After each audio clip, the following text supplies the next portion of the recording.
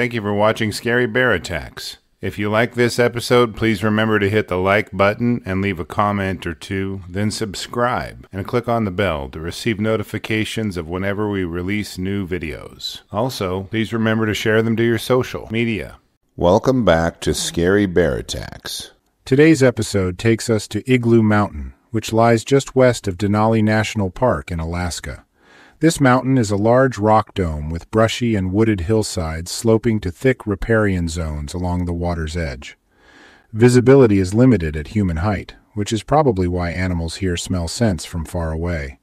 This area is located north of 61 degrees latitude, which means that plant life here competes for rare resources. On the northern slopes of mountains, the trees tend to be shorter as the daylight they receive is limited. The south-facing mountains have more exposure, so the tendency of plant life to grow taller and bushier helps them gather more energy from the sun. Alaska birch, black cottonwood, black spruce, and aspen trees are the most common trees, with a myriad of grasses and bushes growing in between.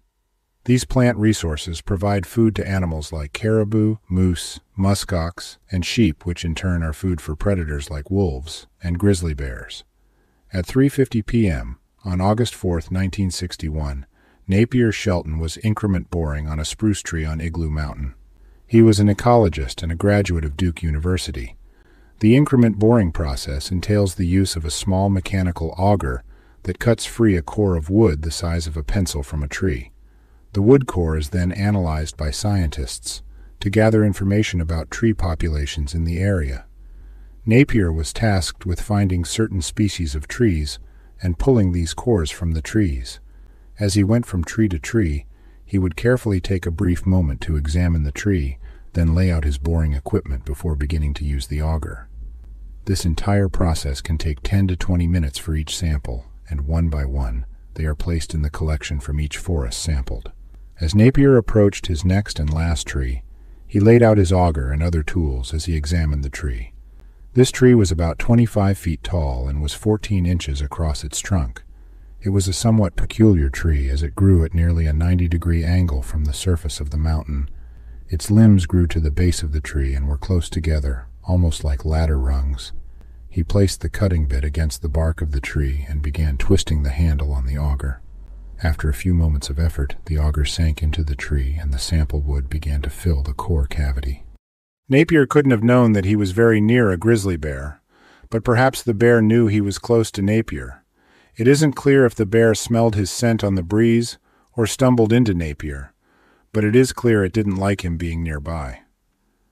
As Napier worked with his auger, a loud woof sound startled him. It was a bear, and it was very close to him. His first instinct was to freeze, but he knew he would have to see the bear to check what it was doing. Napier quickly turned his head and could see a huge grizzly closing in on him fast. He could see its muscles ripple with energy with each leap it made toward him. He knew he wouldn't have much time and the bear would be on him. Napier couldn't afford to see if the bear was bluffing or bent on attacking him, so he reached up and grabbed the lowest branch of the tree from which he was taking the core sample. As the bear closed in on him, Napier managed to get several feet off the ground. With each limb he pulled himself past, the more certain he was that he was going to be safe. Napier climbed to a point and then wrapped his arms around the tree. As he glanced down to the ground, he had hoped to see a grizzly bear frustrated at his escape or perhaps turning around and leaving. Instead, to his horror, he saw the massive grizzly using the exact limbs he used to pull himself into the tree, to do the same but faster.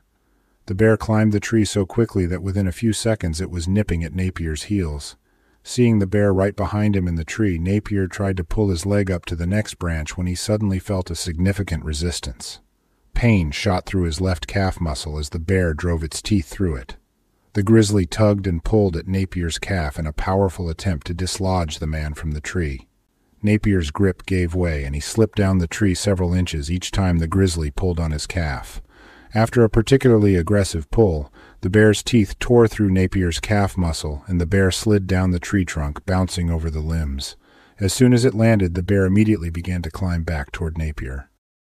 As the bear climbed back toward Napier's position, he tried to climb higher, but there wasn't anywhere further to go up the tree. The bear managed to climb higher than he did before and reached the same height as the man's thigh muscles. The grizzly bit and tugged at Napier's right thigh this time. It tore open massive gashes in his flesh as he clung to the tree for life. This situation pulled him out of his passive hope the bear would leave him alone. He began kicking the bear with his injured left leg. Napier gave the bear the boot several times before sending it toppling down the trunk of the tree once more. As soon as the bear hit the ground, it stood back to its feet and looked up at the man. The grizzly didn't know for sure what to think and demonstrated this by walking around the tree a couple of times before slowly walking off. Napier watched as the dark shape of the bear began to disappear as it got farther and farther away. He wasn't about to pile out of the tree and run into that bear again. The man waited about 30 minutes before slowly venturing down the tree. He searched the brush and bushes to see if the bear was lying in wait for him, but it wasn't. Napier wasted no time trying to get back to the road, where he hoped he would find people who may help him. Once he arrived on the road, he stumbled upon a person and relayed the story of his altercation with the bear. His newfound friend observed the injuries that plagued Napier's legs. He could see one giant gash that led into another giant gash on his left calf.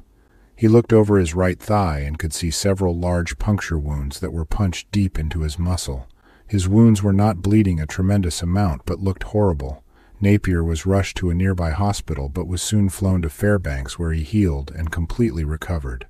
There was nothing in the records to indicate what happened with the bear. I think it is safe to assume that the bear was left alone and was never shot by any official. After reviewing the facts surrounding this episode, I have a few questions for you. Do you think that the bear sneaked up on Napier is proof that this attack was predatory? Why do you think a scientist would not carry a firearm into the Alaskan wilderness? How would you describe the feeling of glancing down a tree you had just climbed to see a giant grizzly bear climbing up after you? I will gladly read and reply to your thoughts, so please post them in the comments section below, and let's talk about it. Thank you for watching Scary Bear Attacks. If you've enjoyed this episode, please consider clicking on the like button and clicking on the bell icon. We'll help you know when we post our new episodes. Posting our video links to your social media profiles furthers awareness, and it's fun. We slashed our prices in our merch store, linked below, so check out the bargains there while you shop. As a member of our human community, remember to adventure bravely and be careful out there, especially in bear country.